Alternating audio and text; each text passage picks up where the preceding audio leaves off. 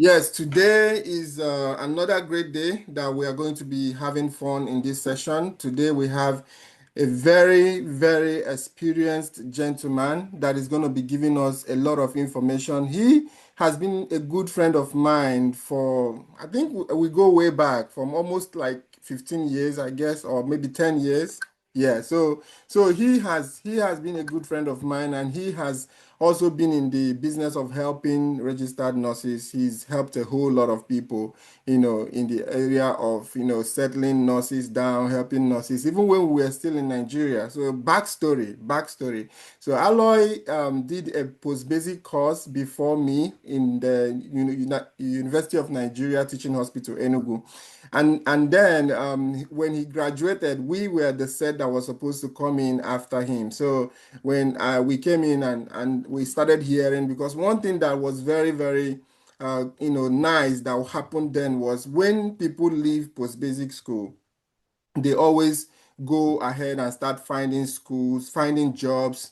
And then he went out and he was doing well. So we that are still in school, one of the things that we looked for earnestly was a mentor. So me, anywhere I come in the nursing profession, I always like to see somebody that I would like to, call a mentor, whether the person knows it or the person doesn't know it. But I want to see someone that I can actually look up to.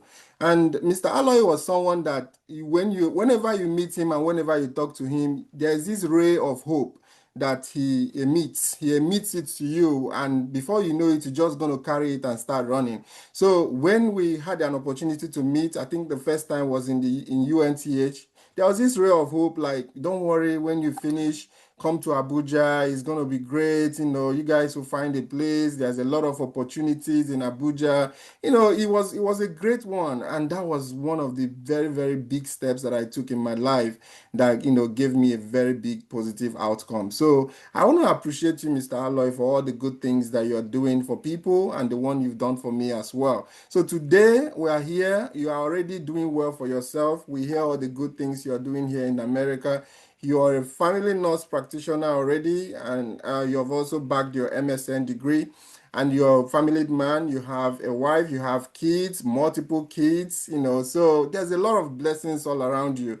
But first of all, we are going to start little, we are going to start simple, but we'll start with the introduction today. How are you doing, Mr. Alloy? How is Pennsylvania today?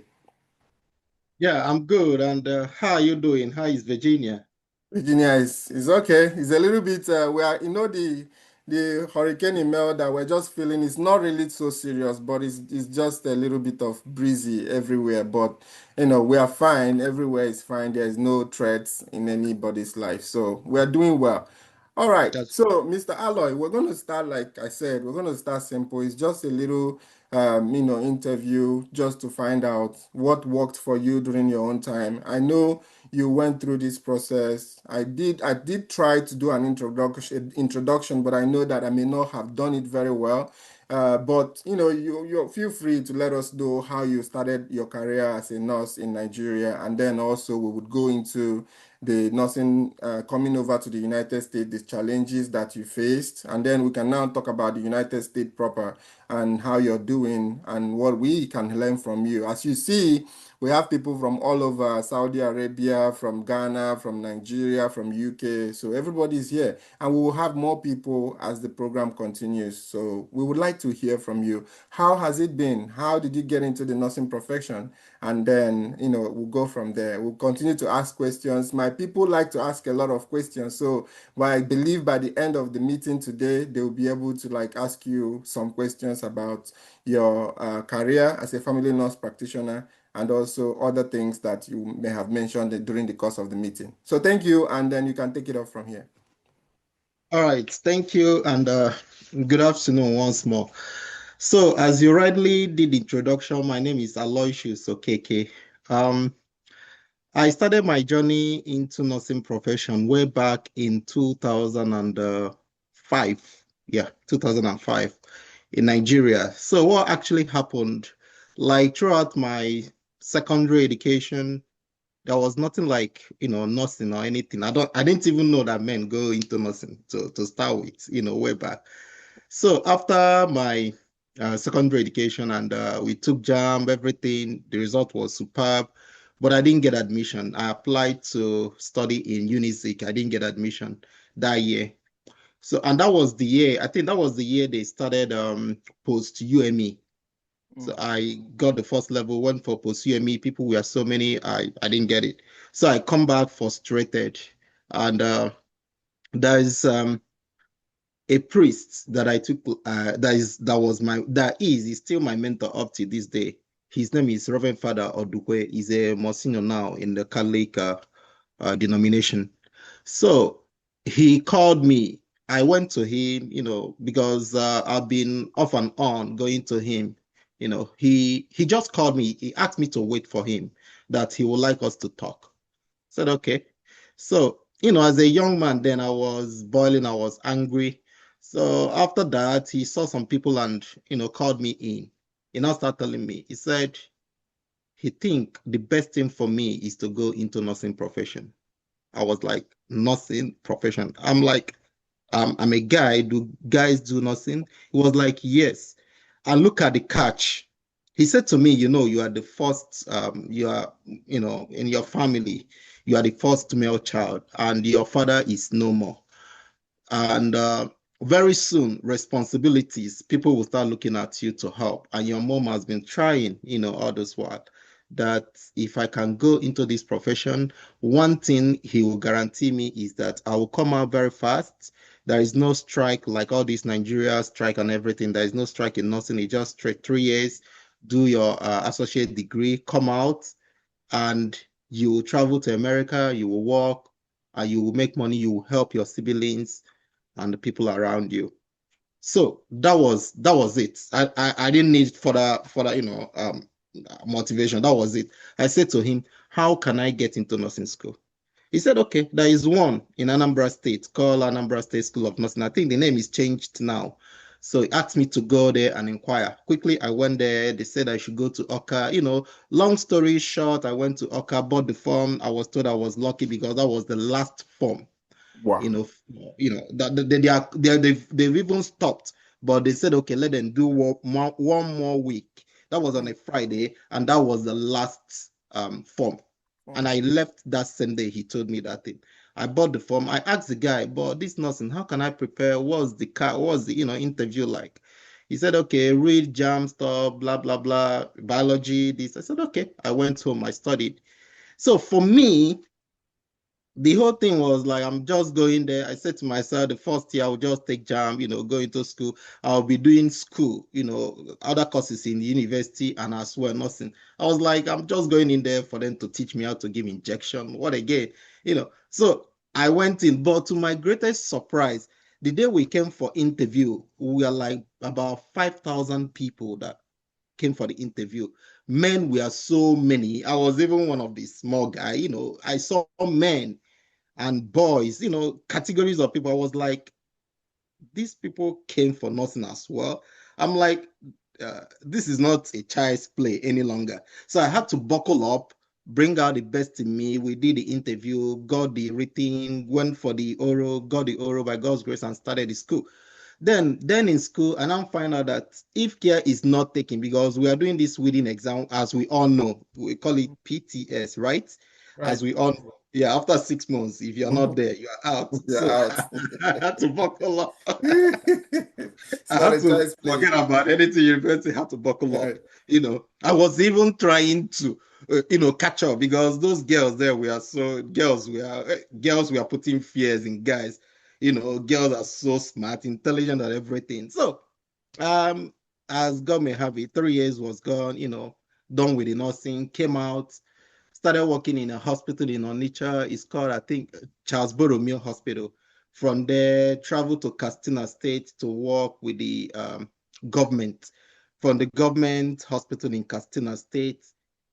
And that was what actually led me to do family nurse practitioner right now, because then in Katsina State, they have, I think in my hospital, in one local government called Baure local government is a countryside. So we had just one doctor at a time. After some time, they gave us another one. So the doctor cannot do it all. So few nurses were charged to work in the GOPD, see patients, admit patients, and as well work as the RN in the rooms in the ward. So I was assigned to emergency female ward, pediatrics ward, and also I work in the GOPD. So it gets busy. Imagine a government hospital, general hospital with all the population. So sometimes I see the patient in the GOPD, admit the patient, go back and take care of them in the unit, up to discharge. We work. Like one of the challenges I had then was a child. She was, I think, a 5-year-old girl. I can just remember the whole thing right now. The mother brought her. She was paper white, anemic, severely anemic. She was almost unconscious. So I saw her in GOPD.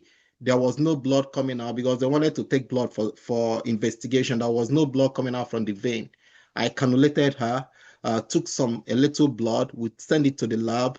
The PCV came out point 0 or HB, they did HB, it came out 0 point something, like 0.4. So we admitted obviously she's lacking blood. So I had to, but they got that the blood group matches my own blood group. So I had to go back, donate blood because there was nobody to donate for her and they don't have any blood in the bank. I donated her blood, grabbed my own 1 unit of blood that I donated, went back and transfused her. Mm, When the blood got halfway, she woke up and mm, started asking that she's hungry, she wants to eat. So the whole family were happy and everything. After 2 days, we discharged her. So I worked in Castina for like a year, 1 year. After 1 year, I applied to do the post basic in perioperative nursing. Uh, then I went back to Enugu after a year and 6 months, did perioperative nursing. Then after that, now went to Abuja to work in Federal Medical Center, right? Yeah. So in the school before I left, that was when you came in, Decency came in, and the set was, they were to start after us, and he gave all of us the overview of everything. So in Abuja, from Abuja, then when Decency finished, you came up to Abuja, we worked together and everything, and you were the one that brought in the idea of Avant. We started Avant, and from Avant, by God's grace, everything clicked up. We waited for some time because when we got to the peak, there was a kind of litigation with our own set. There were a lot of Nigerians, Nigerians in Avant, and that set we were so much, and our set comprises of most of the elite nurses in Abuja because general no national hospital was there. We have a team from national hospital, we have a team from Federal Medical Center, we have a team from Nizamia Hospital, um Gariki Hospital, just minimum. call any hospital in Abuja, Cedar Crest, all those hospitals. We have all their elites were in our own batch, and we had a little, fall like retrogression. Mm, And they said every disappointment is somehow a blessing in disguise because our retrogression gave birth to this platform you guys were in. Because then, when we were about to start preparing for NCLEX, this SC came to me. He said that when we get to the level of they call it clinic, there is something Avant calls, when you are done with your paperwork, all those mm, submitting everything, they will mm, put you through like learning, educational, whatever, to prepare for your NCLEX. So he said to me that when we get to that level, that he will open a WhatsApp group that will comprise of our friends so that everybody will be reading on their own, but will be, coming in into the group to share ideas and, see how the whole thing grows. When he said that, I was like, that's good. That's good. That's good. That's he said, yeah, that he will do it. That we all because then as I was telling you guys, we have cliques from all the hospitals in Abuja. So when the time came, he opened the group, or we're all the members of the group, everybody, we started like this platform started like friends, like committee of friends. mm, From friends, we now see how productive it is because journey NCLEX journey is not just what you wake up and start doing. So from there, I now start seeing how progressive the thing is. I now went somehow beyond internal friends. We now open it to be friends of friends. Once you're there, getting your friends, we start, taking people, storming, brainstorming. And to make the whole thing sure, we went for NCLEX, and as God may have it, all of us, that started it, we passed our NCLEX, and we now waited. The retrogression continued. So when the retrogression continued, he said to me again, well, this retrogression is just playing with us, but he doesn't mind that this thing is giving him fun, that he will continue with his thing. Whenever we are done with the retrogression, we'll start going, that he's just doing it. Like play, it continued and includes some other things. So that was on this, our own retrogressive delay that brought this. Then after that, we now at the end in 2019, I think on Thursday, April, on a certain Thursday in April, towards the end, before Easter, Thursday before Easter, I landed in America with my wife. Both of us came because we just got married in December, then came here in April the next year. So from there, 2019, we started, like play is 2025 now. And now we are no longer like we just came in, we are immigrants, we are permanent residents, but we are bona fide citizens. All of us, all those guys, all the clique, all the sets right now are bona fide citizens, and everybody is just trying in their own capacity. And the platform still exists. Kudos to you guys anyway. Mhm. Thank you so much, Mr. Alloy. There's something that I noted when you were, when you were giving your speech, and I think if Nigeria was a place where things are really recognized, you know what it means for somebody to donate blood to a patient and go back again, that same blood that you donated, you collect it from the lab and go back and transfuse that same blood to a patient. Come on. This is something that deserves. If I get to any place, and I'm not saying it mixing word, if I get to any place where award is being discussed and who should be given, I think you deserve an award for that singular act because it's I have not seen it happen before. And I know you've told me this story, but I only got the true picture today. Because you can imagine, you know, working with a patient, admitting the patient, going back to the floor, noticing that the patient does not have blood and there is no match, and then you went ahead, go to the lab, donate the blood, pick up the blood from the lab, and came back again to transfuse that same blood on the patient. Come on, you deserve. I don't know, I don't want to say God bless you because I know God is already blessing you. So, but He can bless you more. But you really deserve to be recognized for that. God bless you for that act of kindness. I mean, it's really heartwarming. God bless you. So, but Yeah. coming forward to the United States, we've seen a lot of things you've done for yourself. First of all, congratulations, you're a family nurse practitioner. Thank you. We have many people here who have written NCLEX and they are still being retrogressed, but they are asking questions about when they come here, what is the best career path to choose? And I know you saw many other career paths. You saw mental health that is like pure water everywhere. When I say pure water, for those that are not Nigerians, it means like it's everywhere. Like everybody is doing mental health nursing. But he didn't do it. He went ahead and did family health, family nurse practitioner. So we want to know what you found out in those other professions that made you not to choose them, and then go ahead and choose family nurse practitioner. And then at the end, please kindly tell us how to get into the family nurse practitioner career. Okay, thank you for the question. That's a good one, actually. Like I made mention, the digression I did to talk about the GOPD and the blood, after that experience, because nursing is a career. In short, nursing is a movement that is all embracing, it's like a vocation because most of the things we do, you don't get anywhere, even in Nigeria here, you don't get like equivalent reward to that. So it's all embracing.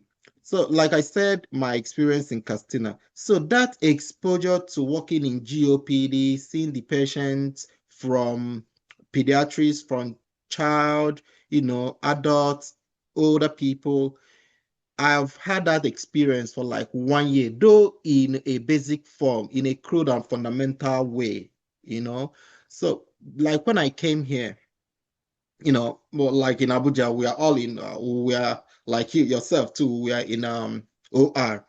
Um, we worked in the OR, and when I came here, I started working in the OR. And if you look at the whole thing, there is clear discrepancy between the operating room and going back to the clinic as a family nurse practitioner. So, but that's experience I had when it came to time for me to, to decide to advance in my career. I like you said, you made mention of mental health nursing. Yeah, most of the guys that we started the same time, the post, the master's degree and everything. Some of them went into um, mental health, and some had to stop and go back to ICU to do their CRNA courses and everything.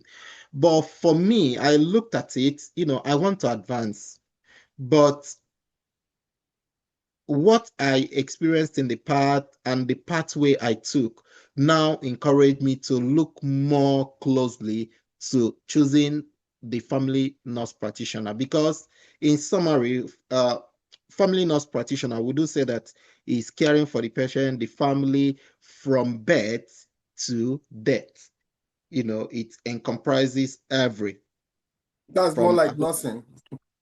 yes, more Yeah, like nothing. Yeah, yeah. from birth to death, every age. Like in advanced nursing level, we have this mental health. We even have the geriatrics. We have pediatrics as well. Then the family nurse practitioner, which encompasses all. Then we have the and some other ones, critical care and some other ones. But this was actually what made me to, go into the family nurse practitioner. Then when I started the program, there are so many papers to write and every other thing. Then we gradually, ascend, and working in the OR actually provided me with enough opportunity to actually do that due to the scheduling and everything. But, not working in the unit also have some limiting factors that I experience. Like, here we have a lot of things, medications and everything. There are so many, that you need actually to have the experience, maybe from the word to climb. But wherever you come from, it doesn't actually matter. It I think everything depends on you and your motivation. Why are you going into that? And what do you want to achieve at the end of the day?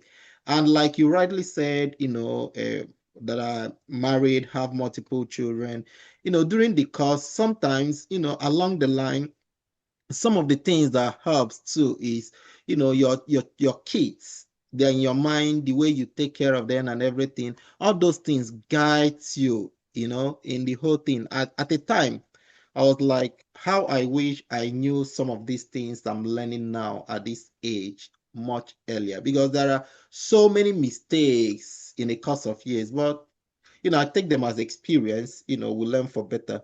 So these were the things that actually helped me. And coming to nurse practitioner, family nurse practitioner, it's so versatile that you can measure and work in any given area. Like we have the primary care that, see the patient, work in offices, both in hospital or outside the hospital, you know, take care of patients, you become their primary.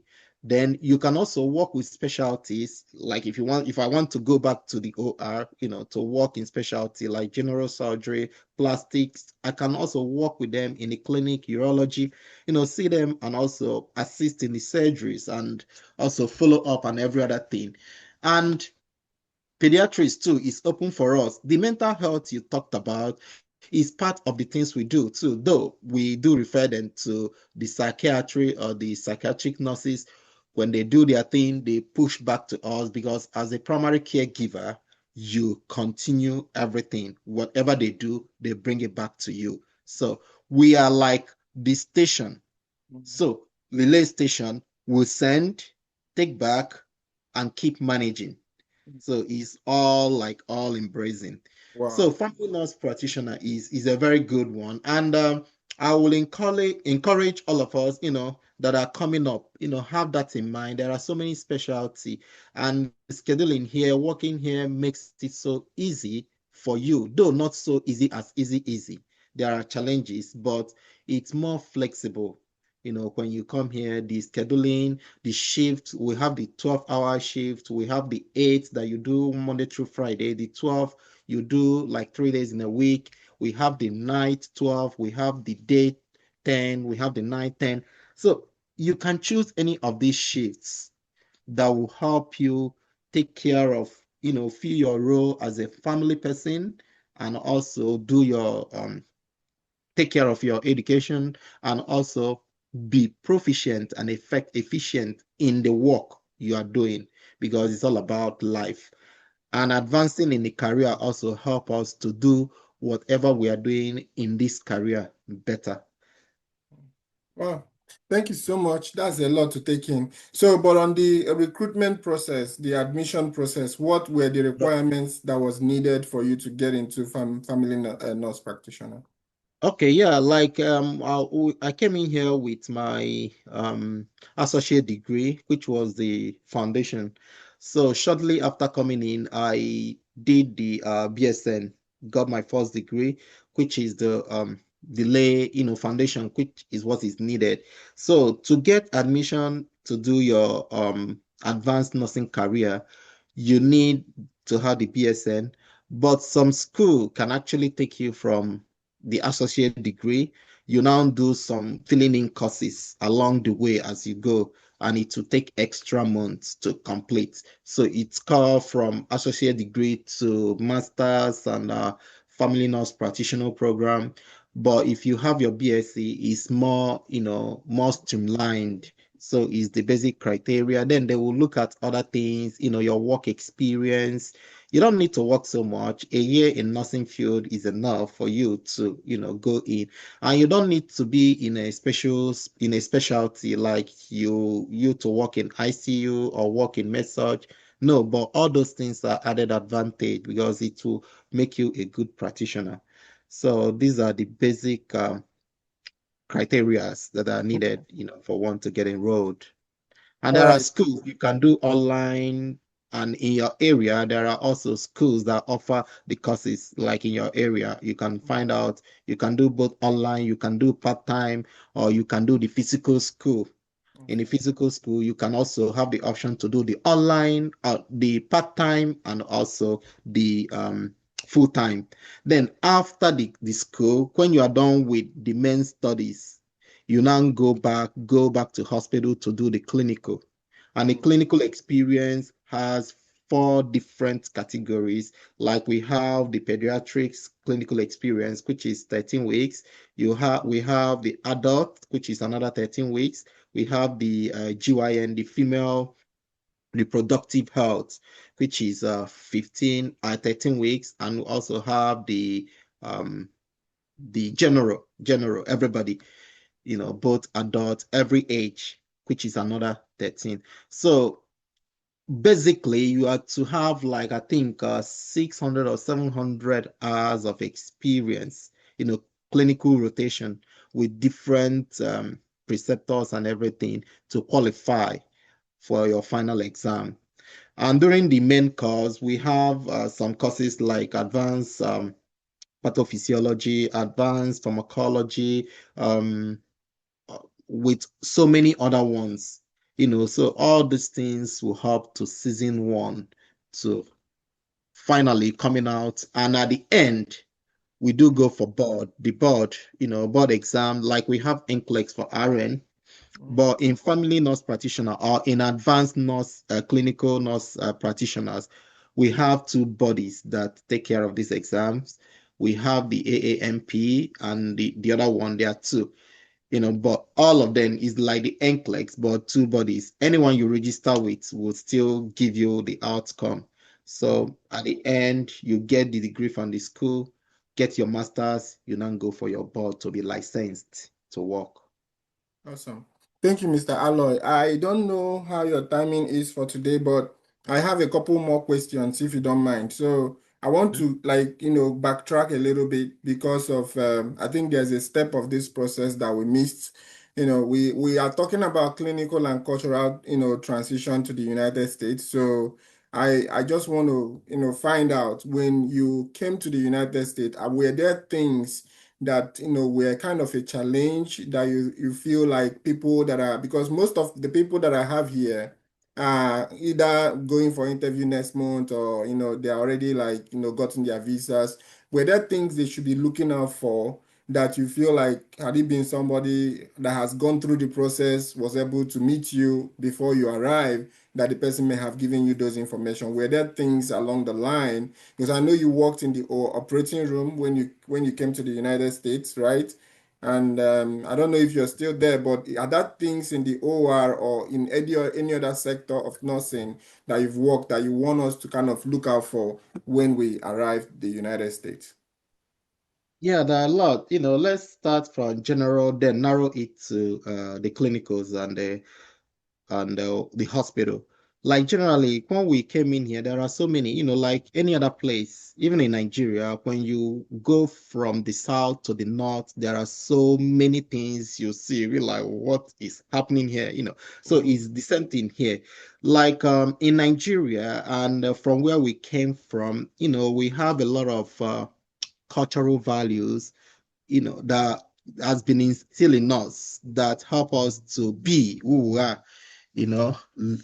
And coming here, there are so many things that, seems, different, but in our way, they are all geared towards making a person a whole. Like let's take a family orientation, for instance. Like we all know, we in Nigeria, we are more of extended family people. Like you have your uncle, you take care of your niece, you take care of your parents, you take care of, your immediate family, extended family, so many. But here is more of, we call it the American reality, is more of independency. Once you are up to 18 years, you are as well as an independent entity. You make your decisions. Some may even go out of home and live independently, pay their rent, buy their houses, mingle with whatever you want to, make your life wait. But way back, we see that some of us, 18 years is even the time we are done with, about getting done with the high school, planning to do the jump and move ahead with life. So most of us are so much dependent on our parents, but here is quite different, culturally. And also, so the Nigerian culture again has a way of instilling a lot of respect in you, in us. We usually don't call people directly. We talk like indirect. We have in our communication, we have indirect way of communicating. Like we use all these titles, chief, Mrs., Mr. and Mrs. is even common, is basic, but chief, all those titles. But coming here is different. Is more of the communication is more of direct. They go with more of first name. Like I can remember when I came in newly, my supervisor or my charge nurse or the the level, the director of nursing, she introduced herself, with just the first name. Let's take her name. Let's say her name was Sarah.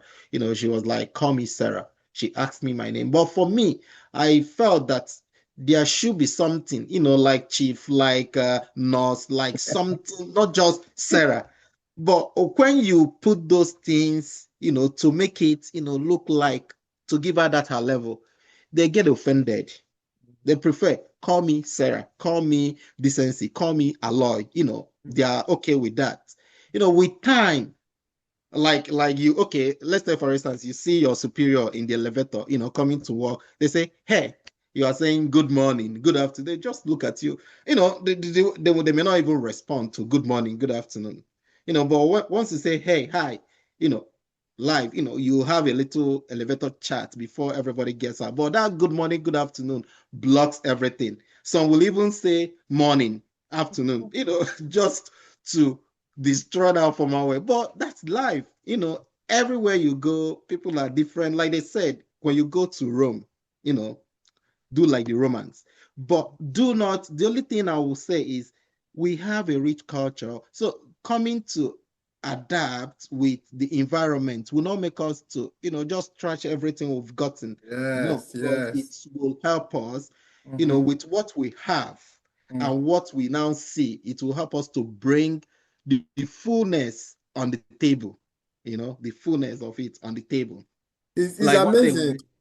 Yeah. It's sorry. amazing what you said because you know the way we say it. One day my son woke up and said, "Hi, Dad." I said, "Hey, come here, come here, come here, come here." See, we are in America, but I still want that good morning, Daddy.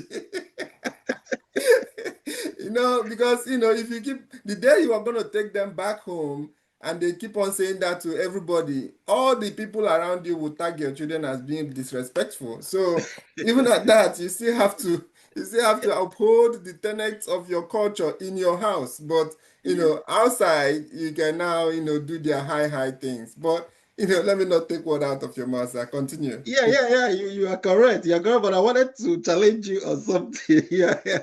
You are still bothered that your son said hi to you. Don't worry. Yeah. The day he will come and say, Decency, I did. He will need our hands up. Because something happened. One day when my son was, he's 3 now, when he was 2 years old, we were in the bathroom. I was trying to show, I was just cleaning, he was with me. And he was using something. The thing fell on the floor. He picked it to continue because he was interacting with the mouth, everything. He wanted to put it back. I said, no, don't pick it. Don't put it back in the mouth. It's dirty. He said, okay, daddy, it's dirty. He was just ruminating on, it's dirty, it's dirty. And now, he now stopped and said to me, you mean daddy? I say, Oh, yeah, I say, yeah, daddy. He said, oh, daddy is daddy. He's, he was, yeah, yeah, yeah, yeah, yeah. Yeah, that's he's, that's another thing you guys need to learn. The language is so off. You really have to get into it before you can internalize it, yeah, especially, the American one. It is so yeah, off, honestly. yeah, But good thing that you yeah, mentioned it. Yeah. yeah, it's true. Like some of the things we know, basically, like Mm, that there is this place, that we usually go. My kids likes it. mm, Sometimes when they are bored, they will say, "Take us there." They used to do some games like horse ride and everything. mm, I will say to them, "Okay, if you behave today, I will take you for a horse ride." These guys don't know what is horse ride. mm. They want you to say, "We'll go for horseback ride or back horse ride." Something back should be there. They have to put back. so, Yeah, yeah, yeah, yeah, yeah, so yeah. some of those things, like some of the though guys, you that one is just the fun of it. Mm-hmm, The car boot we all know they call it trunk. mm-hmm. The bonnet we all know they call it hood. Good. Which one is trunk and hood, right? Yeah. Yeah, you got it. But one thing though is that you're going to face this, no matter how, light we're saying it, you're going to face it. In fact, one of the things that is going to be very, very, familiar with you when you arrive is anywhere you speak, people will say you have an accent. Everywhere you go and make a comment, somebody will just say, turn around and say, you have an accent. Where are you from? That's what you keep hearing until you begin to imitate them a little bit. But it's going to take time. I just want to, tell you ahead of time, or we are saying this so that you will know it's going to come. Language is one of the major challenges that people would have to face when they come here. No one is going to be automatic. You come, you switch, unless you have been in this country for like maybe 10 years before now. So you're coming back to continue your life. But language, you have to learn it. And let me tell you also, so that you don't feel it's a problem. It's not a big problem because if I move from Virginia to Pennsylvania, if I've lived in Virginia for 20 years and I move from Virginia to Pennsylvania, if I speak in Pennsylvania, somebody in Pennsylvania is going to say, you have a Virginia accent. You see, is that serious? So it's not so serious, but for you that is coming into a country, because of the cultural shock, you will think everybody don't like you because of your accent. It's not true. Yeah, yeah. So far as you can speak loudly and people can hear you, hear what you pronounce them very well, you're communicating. And that's the importance of speaking. If you're able to make make your point and the person you're making the point to is hearing you, forget about how you said it, the mannerism at which you used to say it, but make your point. That's the main thing. All right. Yeah, So yeah, thank you so much for bringing that up. That's a very yeah. crucial one. Yeah. Yeah, yeah, it's very important, the way you mentioned it, because initially when we came in, somehow we do sense it or perceive it as a way of discriminating you, because they will ask you, where is the accent from? You Mm-hmm. know, you Mm-hmm. feel, but over time, it's just an innocent question. It's just Yeah. a way for them to even interact with you. Exactly. Yeah, to show that I'm interested. Some may even say to you that I love that accent. Yes, they always Yeah, say I it. know that They used to accent, think which I'm may from be true Jamaica. or which may be, but but or whatever, So, Yeah. so like they used to, they actually like Nigerian accent. When we go into our own accent in a way that is so, like you said, speak louder and call the words clearly. Yeah, you see, and for us, like the other day, I was talking with somebody. He was using a strong English accent. I was like, where is that accent from? Are you from UK? He said, yeah, he's from UK. So you now see that you can actually, from somebody's accent, make out, from that. So, and it makes the relationship better. So when we come here, when they ask such questions, one, it doesn't sometimes mean that I'm or attacking your person or anything. No, it's just a way of, expression and trying to interact. Good. So Good. those are the things. Okay, when you now go to drive, because we know driving and everything, though we have some of all those things, just that the institution from where we come from, there are so many things that we don't like take like to heart, like serious. You know. Do you know when we were in Abuja, can you remember? Have you seen any stop sign anywhere?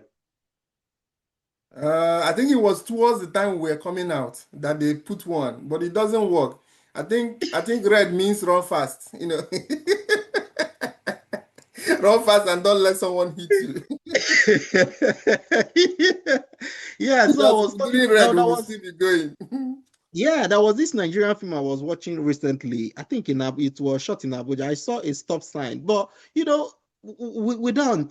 So the only thing I'm going to challenge us to take home today is coming to, like, they take it so serious. Issues about driving. You have to respect the signs, but don't take it so strong on yourself that you have to cram all those things. No, as you are doing it, you are knowing it. From your area. So they take it so serious because safety issue is number one thing here. We do it in Nigeria, but in a different way. You know, the alcohol thing, like we do know that sometimes a dad may, give the son a cup of beer, say drink, and start you'll soon be a man. Mm. But states here, another shock you see is that they have different age. Some are 21, some are 18, some are 20. It depends on the state you are for one to start taking alcohol. Though some of us may say, oh, I'm still thinking of something more, this thing you're talking about alcohol, but all these things are inclusive.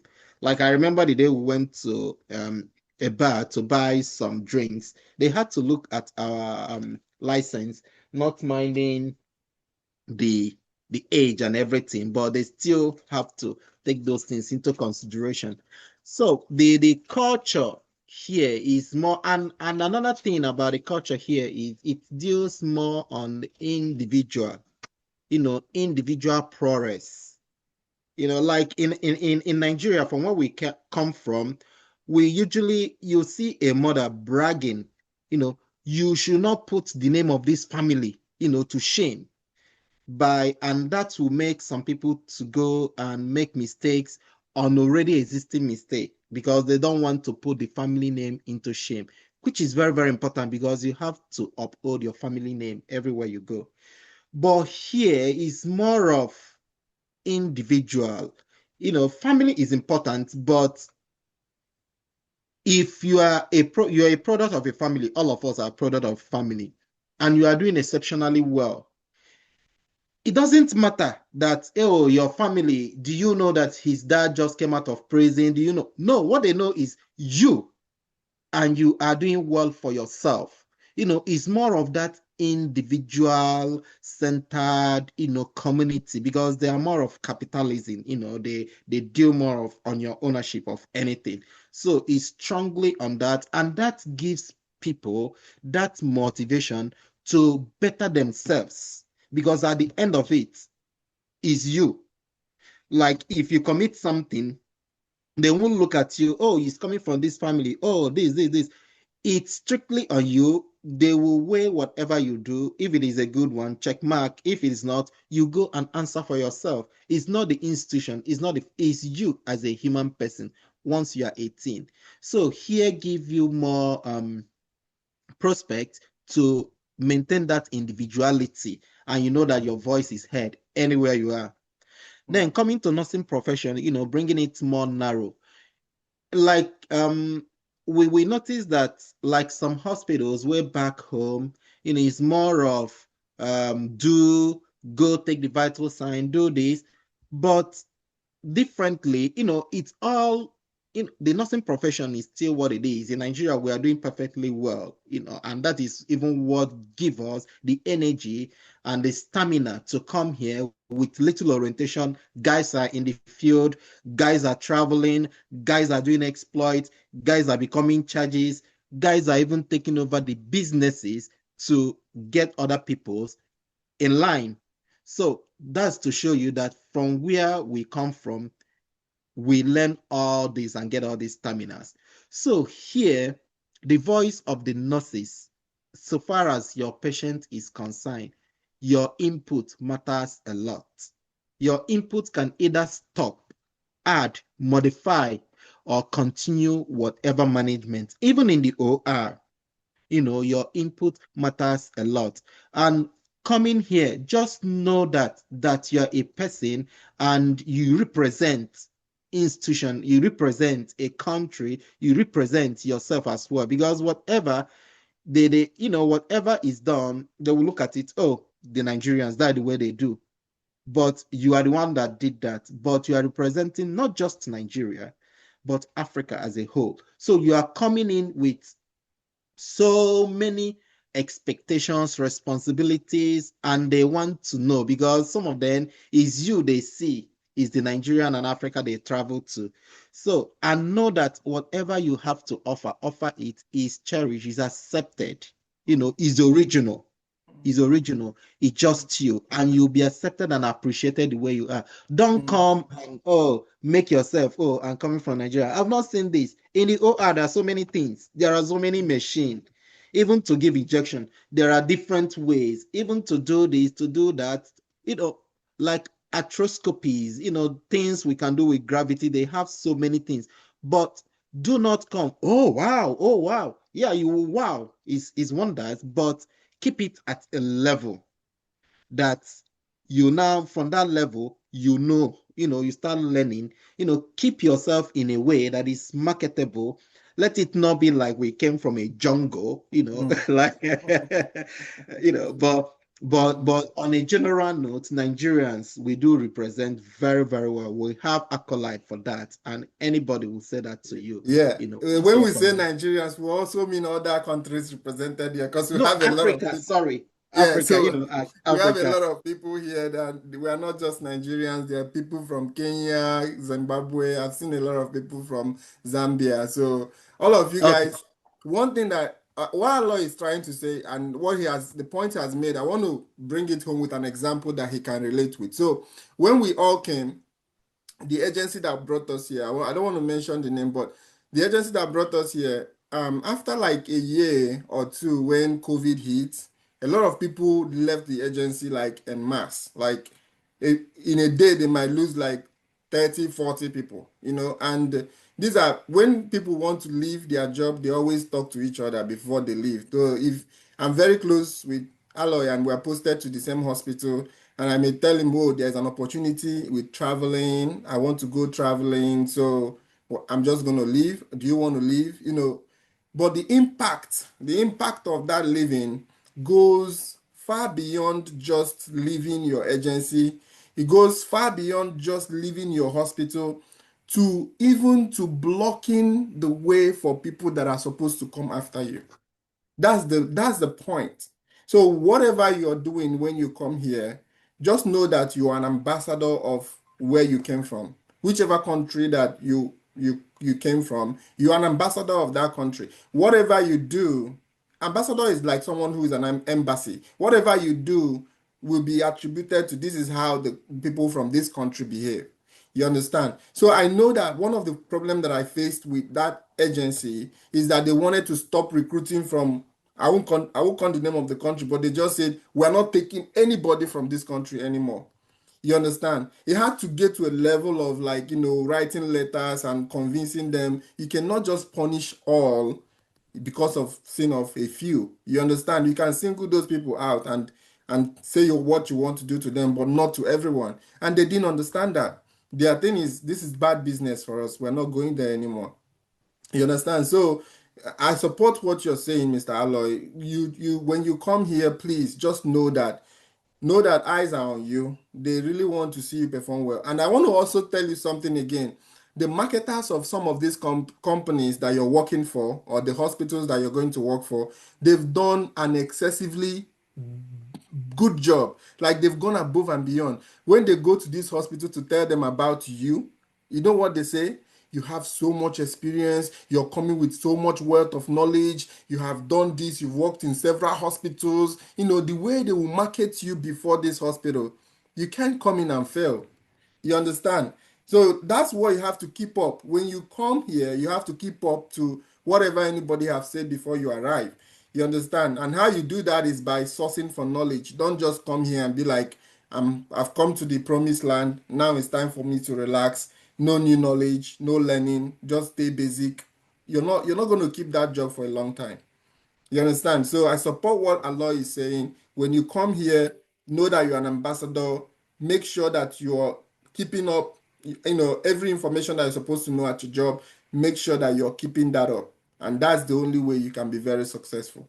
So thank you so much, Mr. Alloy. I don't know if I cut you short. I do still have something else to add there. Sorry? I wanted to know if you have finished that line of thoughts that you were. Okay, yeah, generally, yeah. So those are the things, be flexible, be open to take more, learn and understand. Let don't be more of a critic, but the things that doesn't go well with you, let's talk about ethically or culturally or anything. You can just ignore it, be silent on that, walk your own way. There are so many ways to express, you mustn't do like others are doing. Yeah, you're your own, you are an individual. So just do your things and comport and you will do well. The country is just like we say American dream. Is a land of hope. Is a land that nurtures, everybody, no matter where you come from.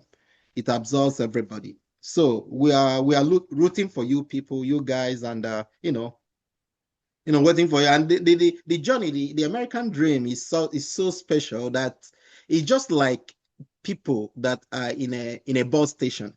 There are the first bus came, first bus people left with the first bus. People are still there waiting for second bus, as the buses are coming, so the retrogression, the delay, do not see it as an hindrance. Yes, it's painful, with what everything is now, instability and everything, hardship. It's painful. But just see yourself that, okay, I'm at that bus station waiting for my own bus in a queue.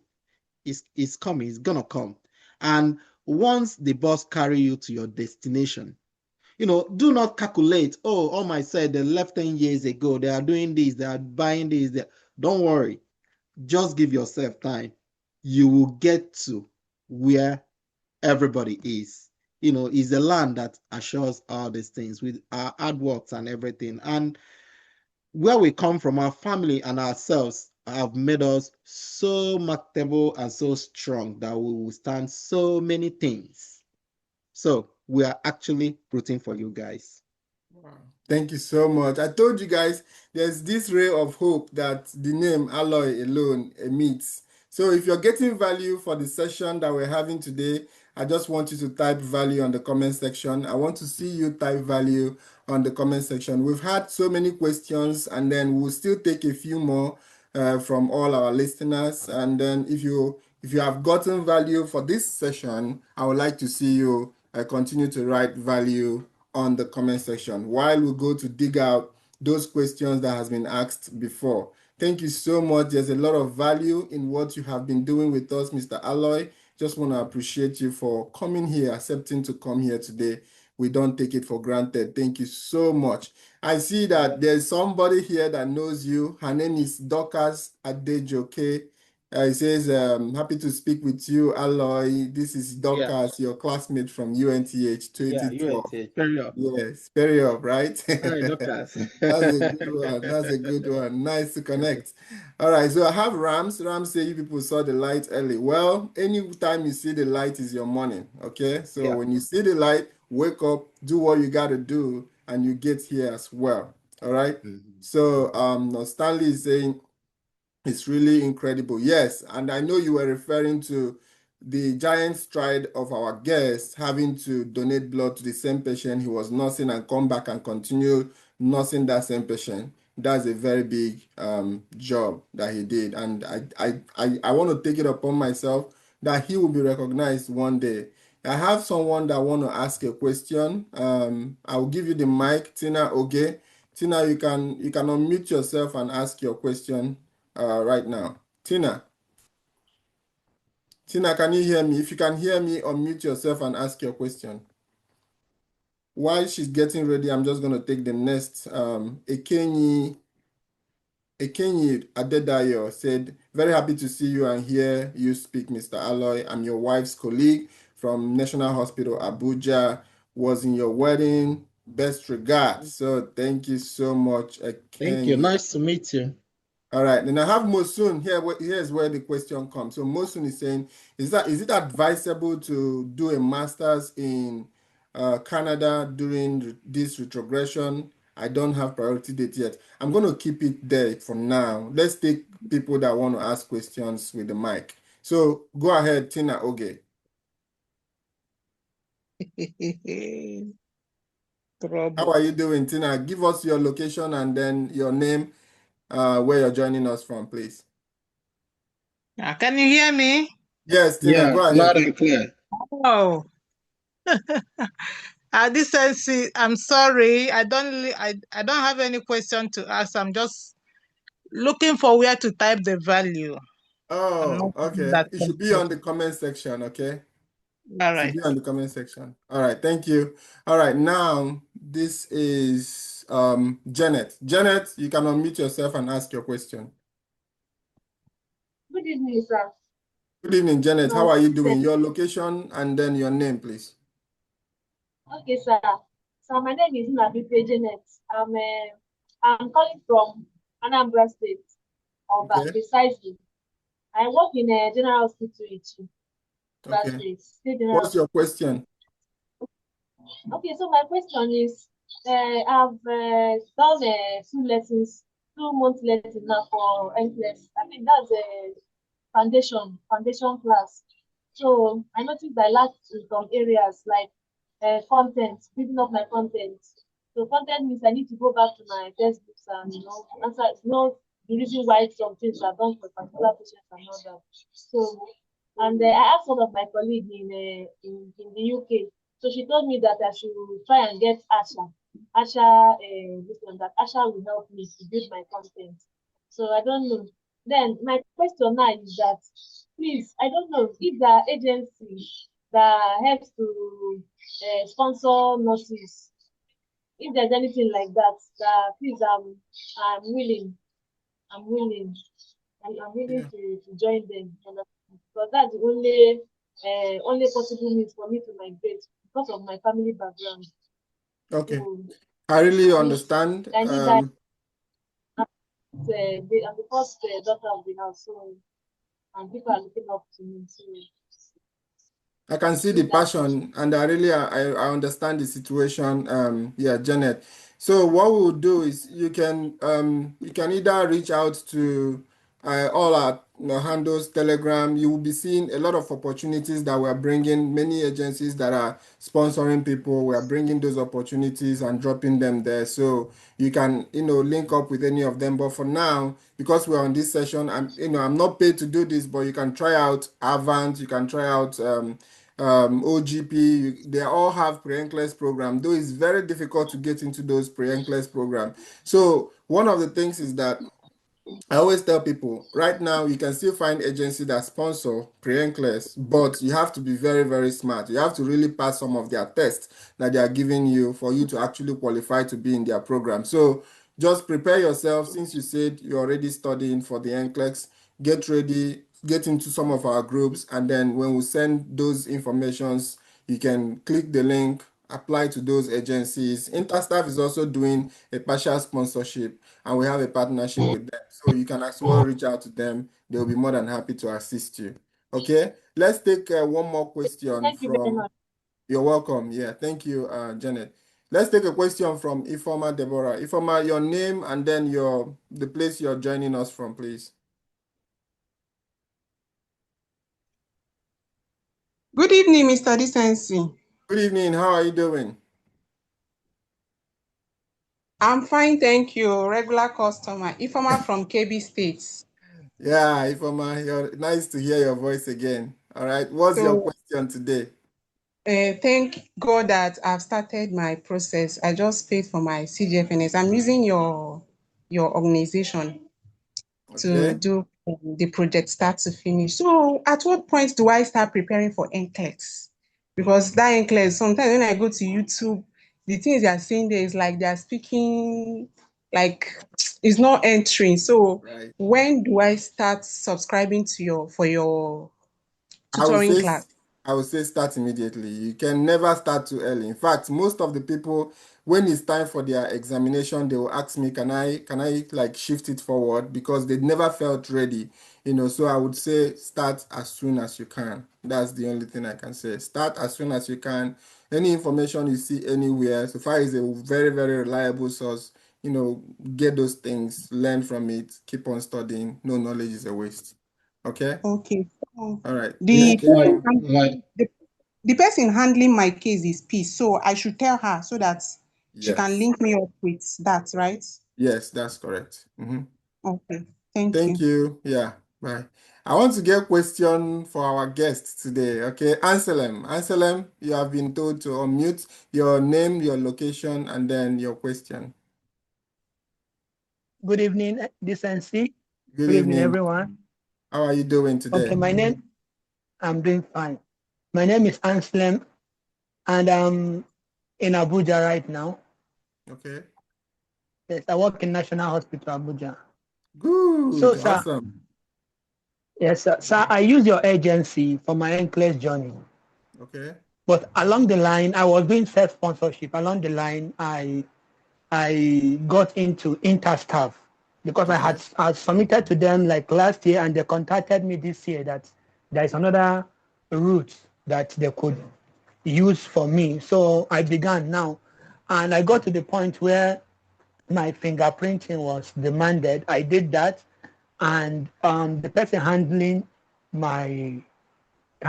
me in your agency said there is a way that they send the fingerprint apart from the, what's it called, the DHL Right.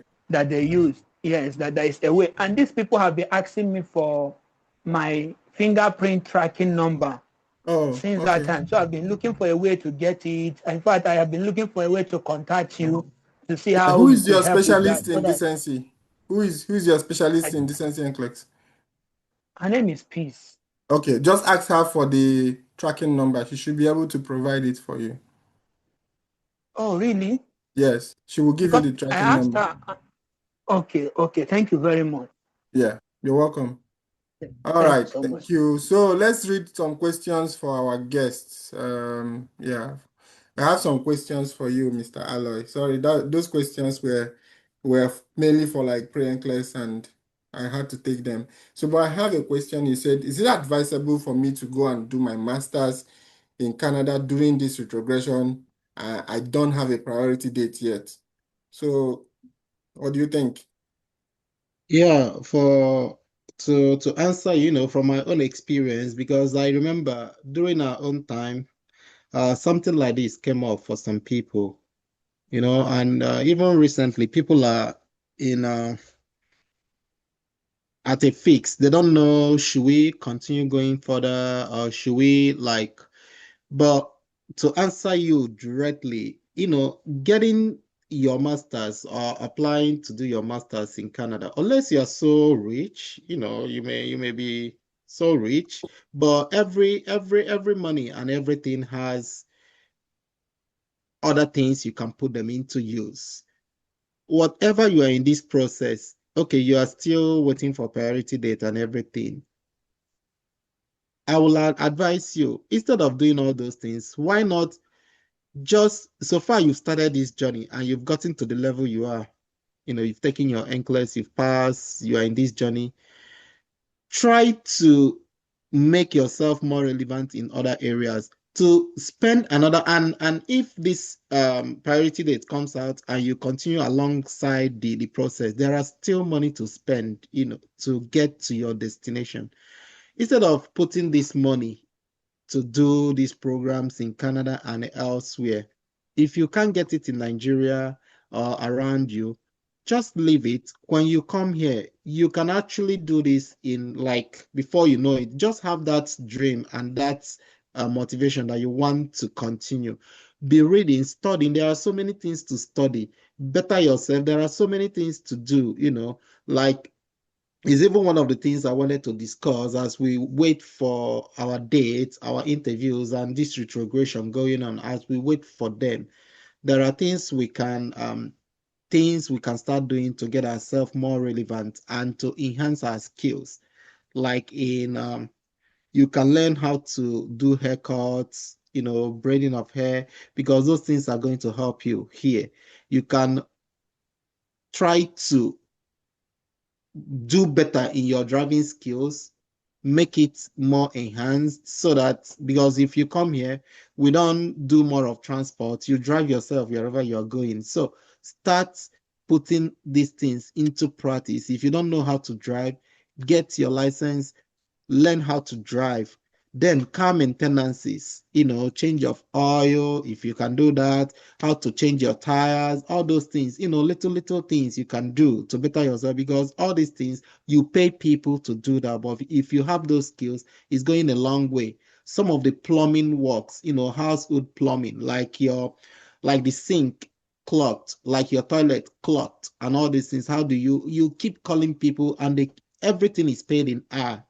You can learn these skills, how to, all those domestic skills, how to hang stuff, do your cutting, hang your cutting when you get your own house, how to do your gardening, how to do some agricultural things, because some of your precious vegetables and fruits, you may not see them here. But when you have your own house, you will have that urge, to do that, even how to trim the flowers and crops and all those things. Let us start learning those things because we learn it here, but in a more aggressive way. But if you start making yourself more relevant, like I told you guys, during my intro, that it was with the retrogression that this group you guys we are in right now, was born and was nurtured. Had it been everything went for us, like we took NCLEX, we got the whole thing, nobody stressed, this platform may not be here, but retrogression made it more, it existed before retrogression anyway, but retrogression made it more stronger. Animal care. You can actually make money with taking care of animals, dogs, cats, by the side.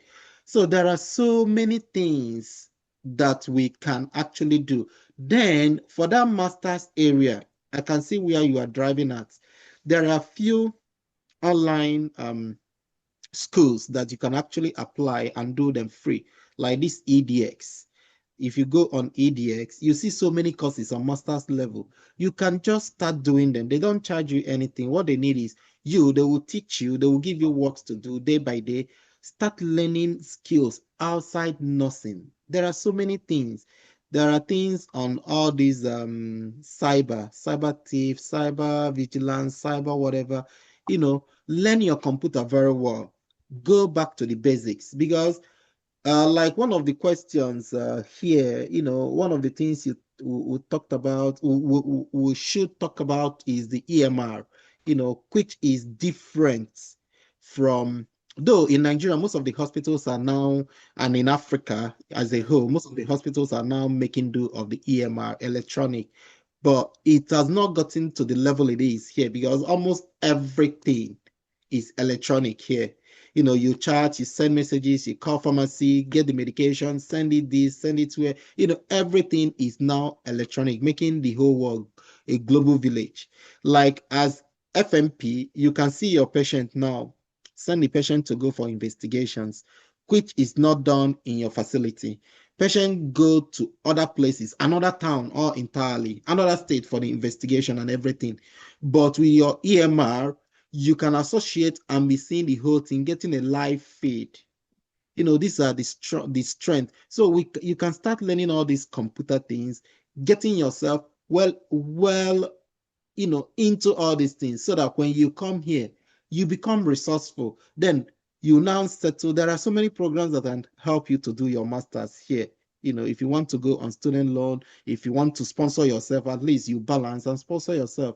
But going all this way, spending all this money to do it in Canada, and when you come back here, though it will still be relevant, but it may not be what you actually need. Mm-hmm. Yeah, you may come here and say that actually this wasn't what I actually need. Experience is the best teacher. When you come on ground, the state, the location where you are, and where you are at the point in your life, because at a certain point in our lives, there are so many things we look back and see mistakes and the things we did well that will carry us on. Those masters may not even help you, and you spend all this money. And when you spend those money on your next level, it may be a hindrance because you don't have them again. So let's put our time, our resources, and our money in this trying time into a more productive use. But if you have everything well without to go for your masters, yeah, go on, do your masters, is good. But there are so many things that you need to take care of. That's what I'm trying to emphasize. Amazing. Thank you so much. I have Nathan. Here. Nathan wants to ask a question. Nathan, you can unmute and ask your question. I've given you the mic. Hello, Nathan. Yeah, I'm here. Can you hear me? Yes, Yep. go ahead. Go ahead and tell us Yes. your location and your name, and then your question.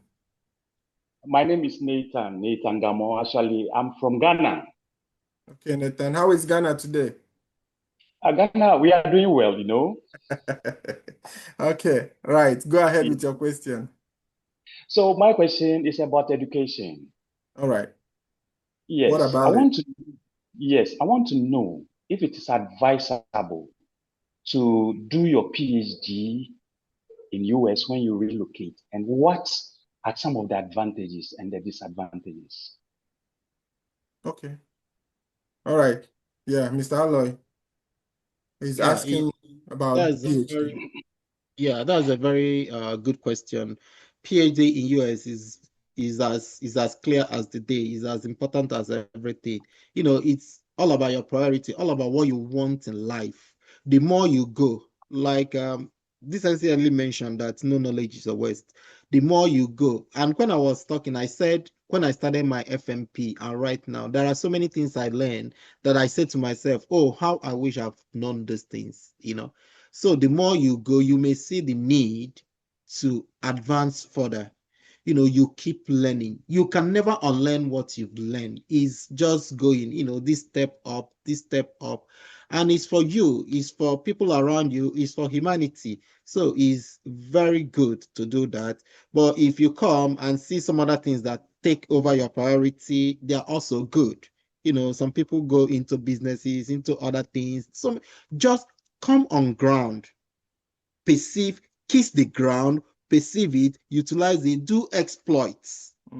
Just like God told Adam, conquer, take the fruits, take everything, name them. You've gotten it. Come, anything that your passion channels you, go for it. Right. Go for it. It's very important. PhD is good as well. Right. Thank you so much, Mr. Aloy. And also, I don't know if Nathan is a spouse to a nurse or he's a nurse, because sometimes in my program, I might have like the husband and the wife watching at the same time. So one of the other things that you have to know about PhD is that it gives you, in fact, one of the things I advise people that I know so much is go ahead, do your PhD. If you have come in here with your spouse and you're looking for something that your spouse can do, let the spouse do a PhD. Why? Because with PhD now, you can actually work for universities remotely. You can work for many universities remotely. In fact, you can pick up, don't say that I told you, you can pick up to 2 jobs working for different universities remotely in your house.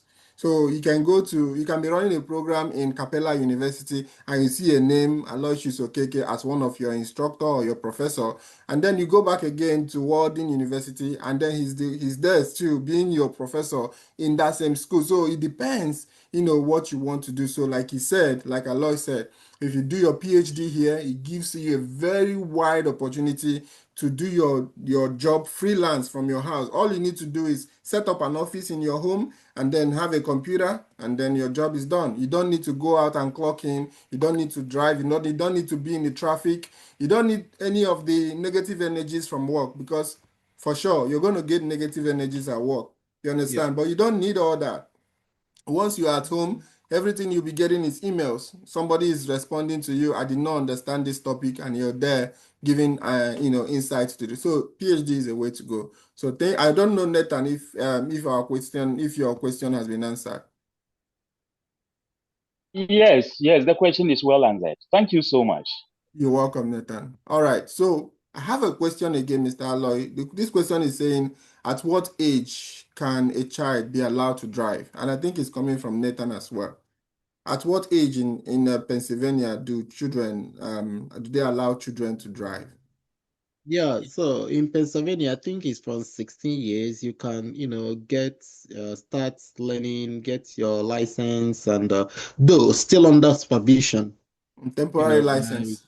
yeah, yeah, while you're licensed, I think when you get it, you'll be driving, but still under supervision for some time by a responsible adult. So after some time, yeah, but from 16, yeah, you can get those. Okay.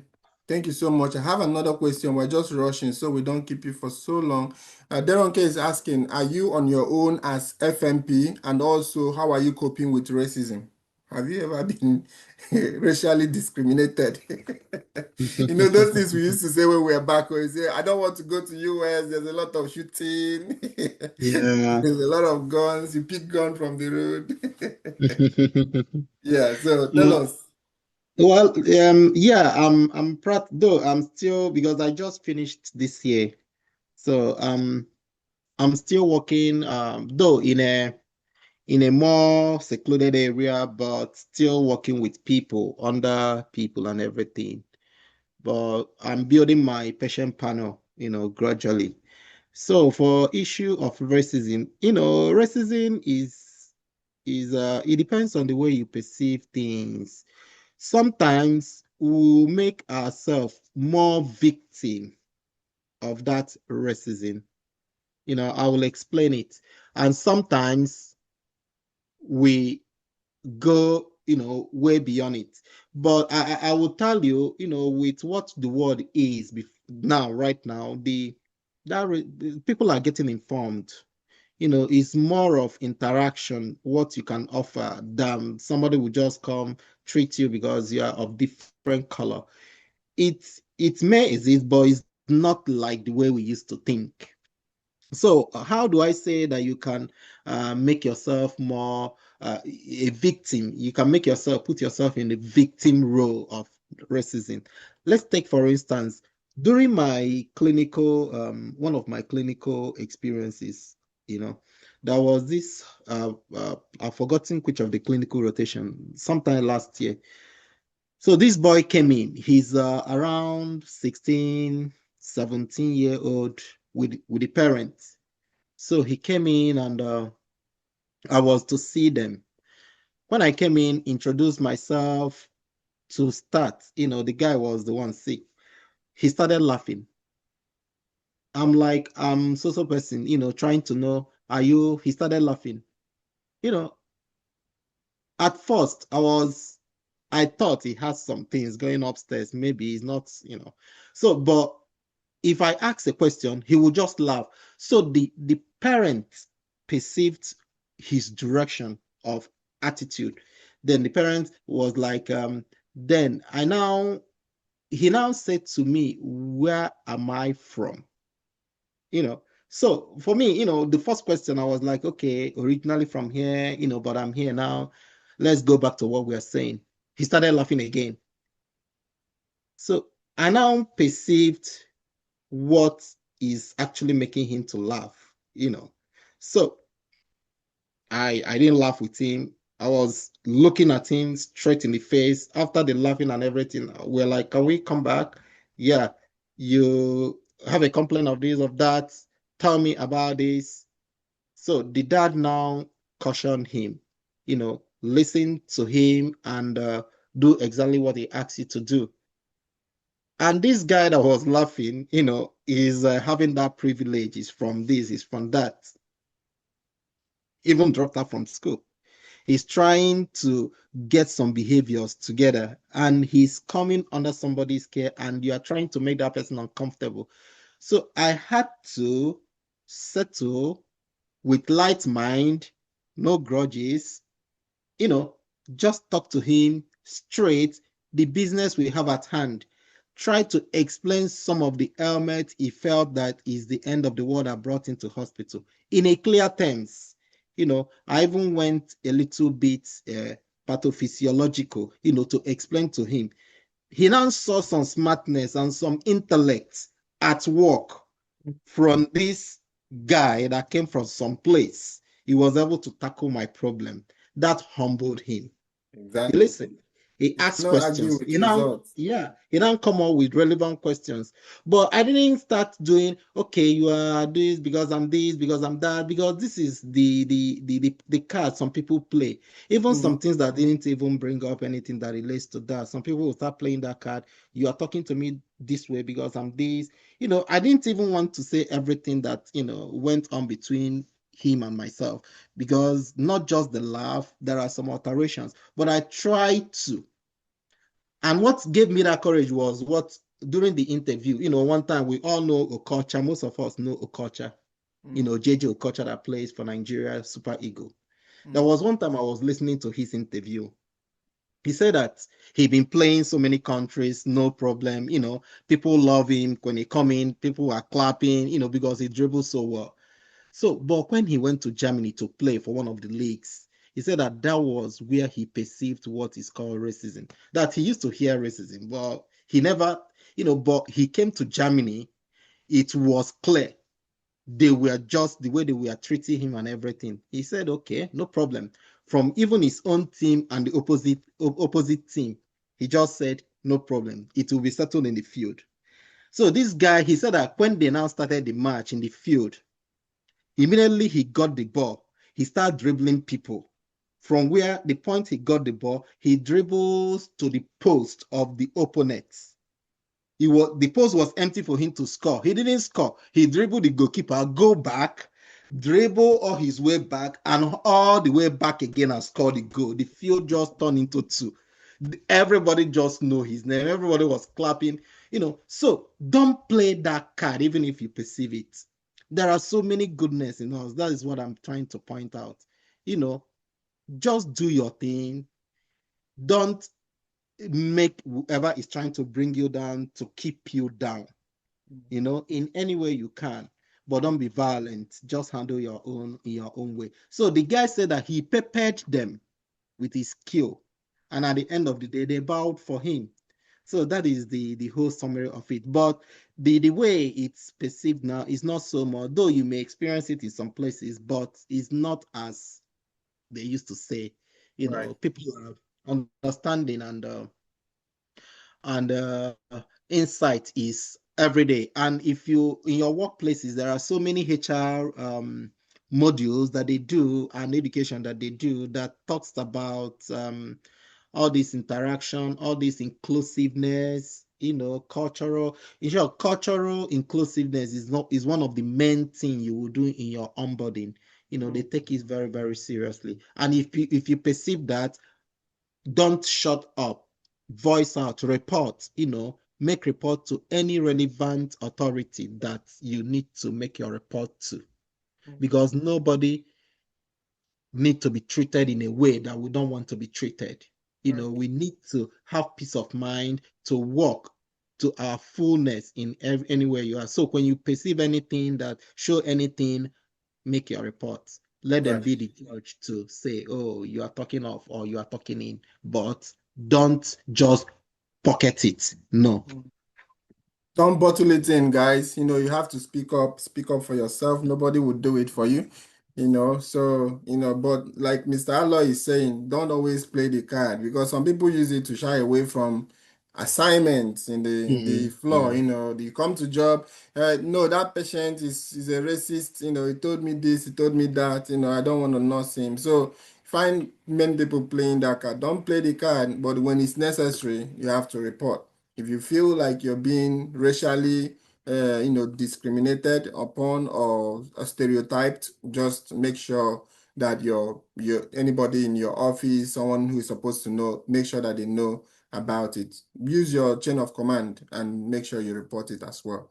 All right. So yes, so we have many questions. I don't know if we'll be able to take them, because I promised Mr. Alloy that this is going to be a 1 hour, 30-minute session. Okay, so can we take one more? Okay, maybe one more. Okay, all right. Thank you, sir. So, yeah, someone is asking, do you advise someone with BSc and interest in research and education to go straight into DMP instead of MSN and MP?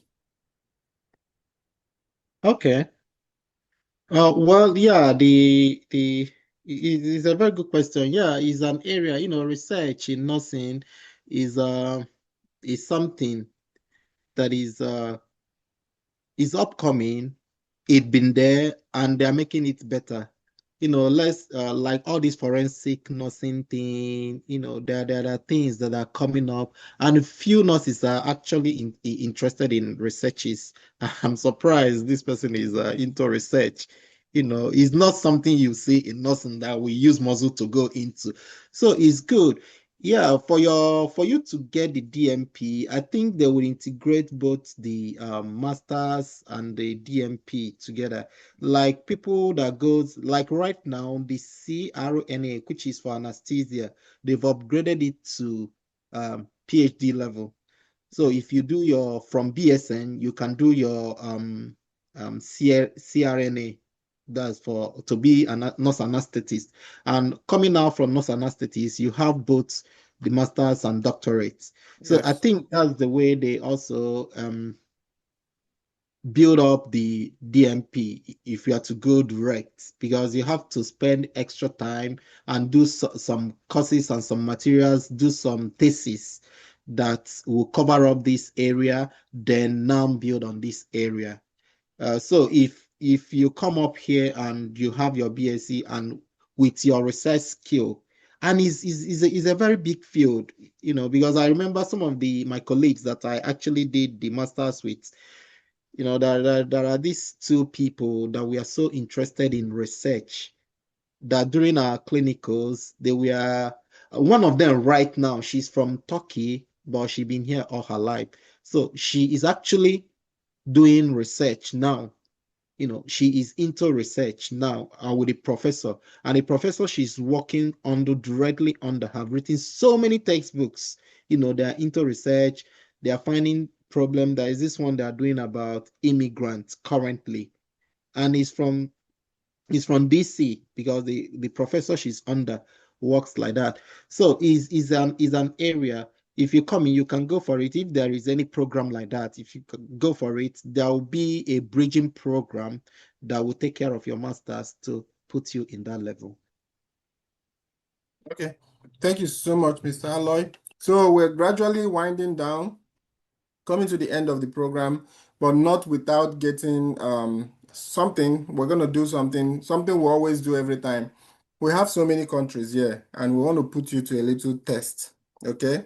We want to put Okay. you, Mr. Alloy, to a little test. So we have a lot of countries, and we always have our listeners write thank you in their country and write the name of the country, and we'll have you, pronounce some of those countries. We want to see how well you do with our test. So guys, almost at the end of the meeting, but I would like you guys to hit the comment section and tell Mr. Alloy thank you in your own country specific language, the way you say it in your country, in your dialect, in your native language. Just say thank you and let us know which country. Please put the country name. Please put the country name. Okay, Mr. Alloy, over to you. Nobody. Rolling Nobody in. is Hausa. Okay, you missed some. Dalo Okay. Umuibo. Okay. Oburusa. Edo State. Yes. Adupe Okay. is Yoruba. Dalo Uh-huh. Nigeria Igbo. Imela Igbo. Where are my Acing is Zambians? Yoruba. Where are people from Kenya, Zambia? Come Darine on. Onyibo. Ghana. Okay, keep it coming. All right. Zambia. Natole, Zambia. Okay, Darine Igbo. Daro Igbo. Imena Igbo. Mhm. We actually have thank you so much in different words in Igbo. Wow. Yeah, you see, you're learning something from us today. So we didn't just learn from you. It's coming, Yeah. sir. Godia is Hausa. Adupe is Yoruba. Email. Oh, You missed Emela. one from Bemba in Zambia. You missed one. Shukran. Saudi Arabia. Ya gaziere gị Adupe. Yeah. Thank you so much. These are just our own fun way of saying thank you to our guests because we don't offer money. This is not a paid session. So, the only thing we can say is thank you. And then hopefully we hope that when next we invite you, you'll be able to, come on this show and give us more. Because I know we didn't have enough time to even go through all the questions. But thank you. We appreciate you. Before you go, we'll have you just say, just one remark, one closing remark. You know our situation. People here are waiting endlessly for something to happen, something to change. At times like this, it can be very difficult. And then one or two words of hope. I know you've been giving us words of hope ever since you started on this show with us. But just on a closing remark, you can just give us one or two words that we can go home and go to bed with tonight, and hoping that next week Friday we come here with another person that is going to encourage us. We'll keep doing this, guys. I'm going to stick with you. I'm not leaving you guys until this retrogression is over, and then we have a big session in the United States where we invite Mr. Alloy to take his flowers for the job that he did in Katsina State, Nigeria. So thank you so much, Mr. Alloy. Over to you. Yeah, you're welcome. Thank you, guys. It's been great. The small section I had with you guys have been so great. So a word of encouragement is, yeah, it's difficult, it's great, it's a trying time for everybody. Sometimes we even lose hope. Sometimes your colleagues, the even the painful part of it is some of our colleagues that know that you are in this journey and they've known what you've put in. Some of them were dropped somehow, along the line, and some feel that they can't do it. So the bitter thing is, at this point in our life, in our journey, some of those colleagues will come and say, "Oh, are you still here? I thought you've gone, or I thought you should have gone all this while, but you are still here. What are you still doing? What's holding you? Shipping in some words that will tend to discourage you or discourage us or make us feel pain. But the only encouragement I'm giving us is do not back out. Do not lose hope. Do not see it as a waste. Just see it as something temporal. It will come and go. It happened to so many of us, but we are here. And also, some of the spouses that your spouse is maybe doing some other thing, maybe business or in some other area of life, and you are a nurse. We usually face challenges. These challenges of sometimes the friends of those pals would say to those pals, when you guys travel, you become like boy to your wife because you'll be making the money. You are there, frustrated, and she will use you for this, use you for that. See, number one thing is your family. I will encourage you, always talk with your spouse. Those guys, some of them advise them like that because they are not happy that the wife has gotten to this level and soon they will leave and be better off. So they want to instigate that poison in that guy's mind. And unfortunately, some of the guys buy it and they will come back home and be like aggressive to the wife. This thing is like, we are going to stop. Or he's like, just try. Communication solves it all. Number one thing is the family. Talk with your spouse, encourage them.